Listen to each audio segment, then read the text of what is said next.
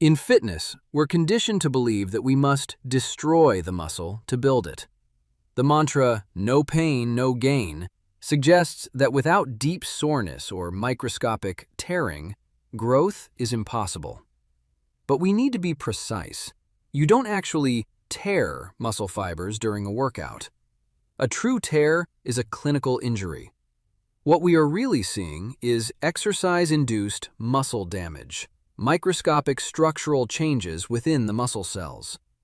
This damage is most common with unfamiliar exercises or eccentric loading. While we once believed repairing this destruction was the secret to hypertrophy, today we know this is not the case.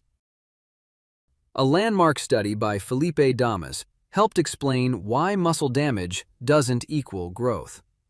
The core issue is that the body has a limited pool of resources.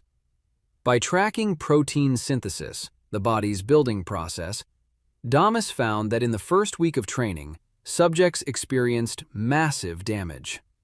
Their protein synthesis was incredibly high, yet their muscles didn't grow. Why? Because the body was using every available resource just to repair the destruction. It wasn't until the third week, once the body had adapted and damage subsided, that those resources were finally redirected toward true hypertrophy.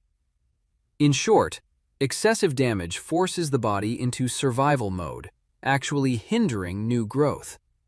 If damage were the primary driver of growth, downhill running would be the ultimate leg workout, as it causes extreme muscle damage and soreness.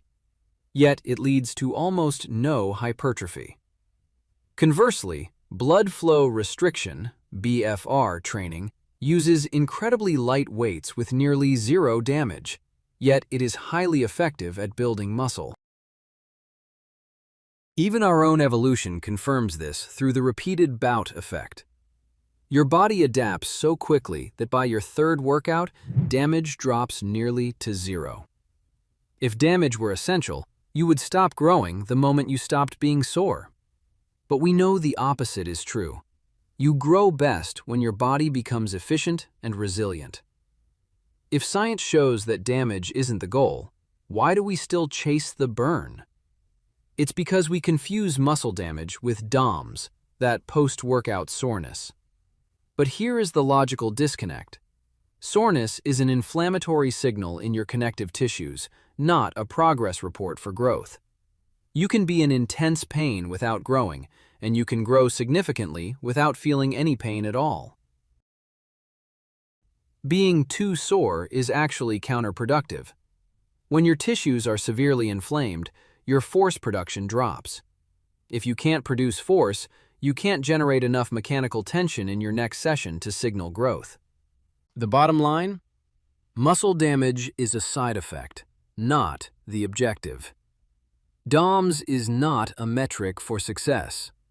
According to current research, hypertrophy is driven primarily by mechanical tension and metabolic stress.